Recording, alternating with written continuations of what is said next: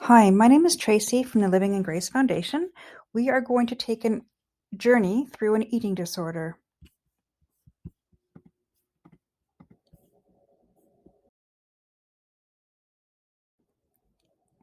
One of the first things I realized when my loved one was diagnosed with an eating disorder is the world of secrecy.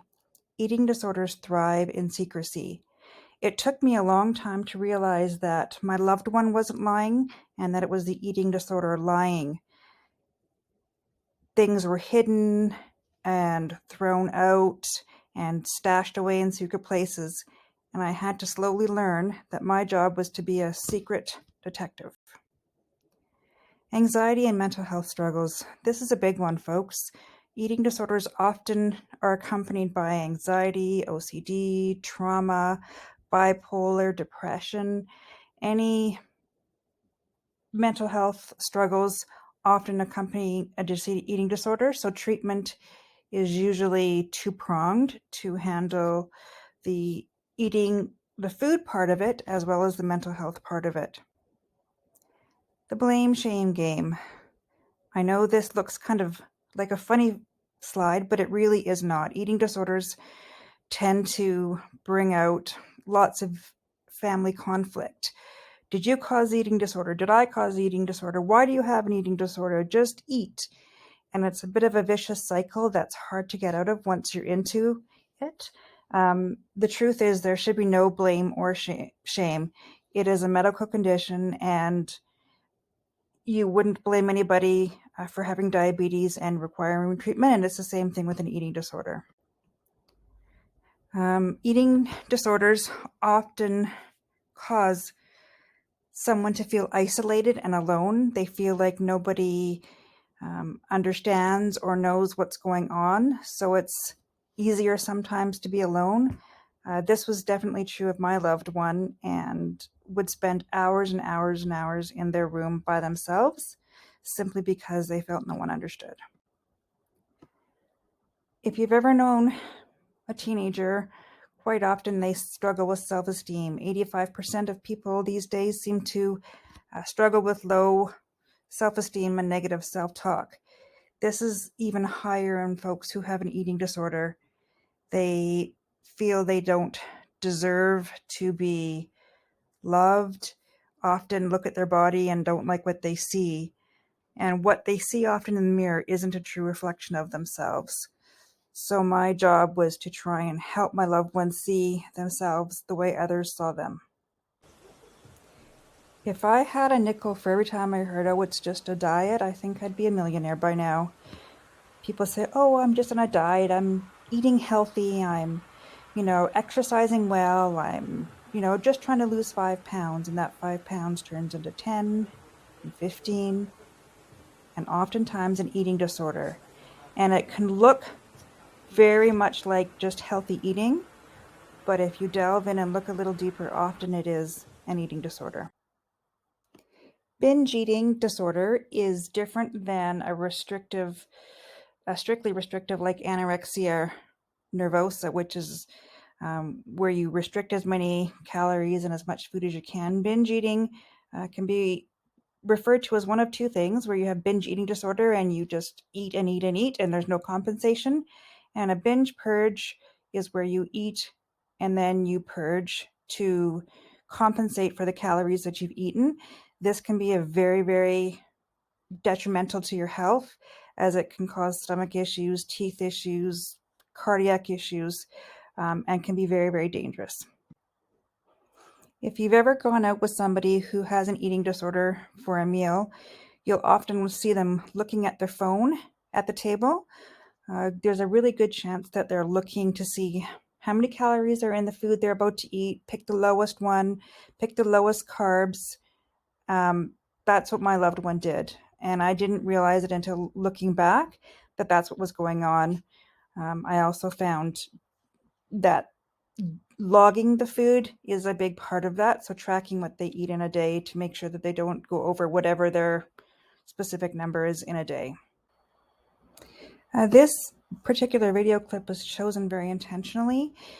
If you watch it, you will notice that the person restricting is not a female, and they very, very carefully restrict the amount of food they have by cutting the pizza in half.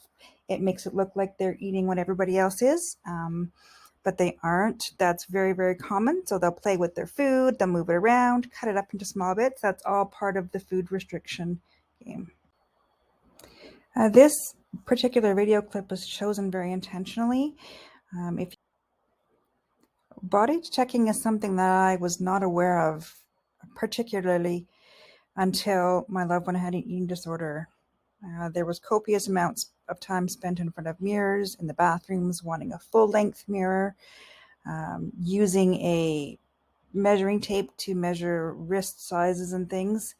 And it can be a constant struggle for someone who is looking to see what's wrong with their body. Fear food and food rules. I think if there's one thing that you take away from this, if you're beginning your journey, it's this one. I had no idea that there's actually a list of foods that are called fear foods that they will not eat. These can be foods that they otherwise liked and now don't. For example, dairy, cheese, those sorts of things, carbohydrates. And the food rules, those are such things as eating things in a specific order, cutting up food the smallest, not eating double carb meals, not drinking your calories. I mean, it can literally be anything that eating disorder is telling that person is their food rule. Too many times eating disorders have the stereotypical idea of a skinny person who has an eating disorder, and it's usually girls or women. This cannot be farther from the truth. The fact of the matter is most people who have an eating disorder do not look emaciated and do not look underweight. Males are increasingly affected, particularly with orthorexia, and they often don't have the outlets to talk about it.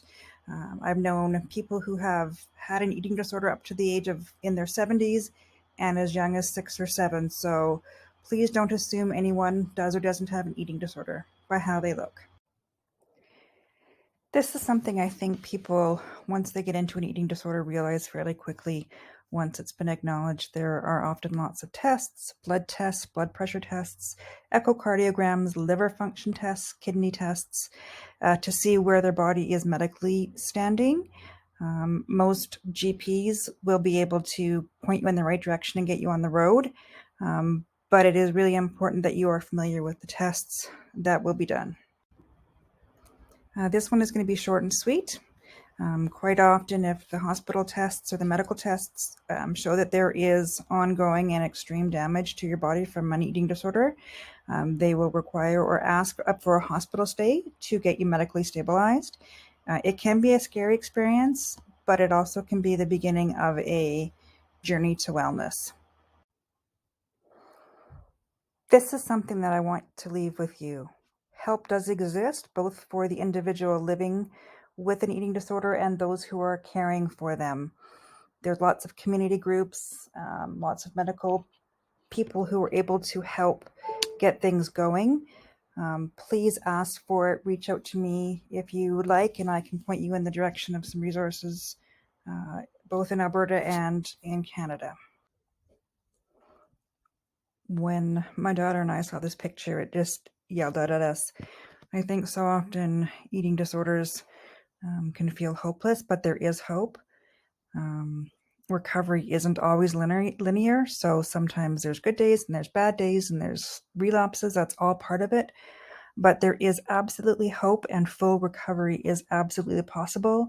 I want to encourage caregivers and individuals alike who are living with an eating disorder to hold out hope. This one really did make both my daughter and I laugh. All bodies fit. It is absolutely true. And we didn't want to put a picture of different people's bodies because that can be triggering for people. So we thought different vegetables kind of suits how how we feel about everybody has a place and everybody's body fits. Thanks for watching and taking the time out of your day. On behalf of my daughter, Abby, and myself, we want to wish you all the best, and please reach out if you have any questions or need any resources.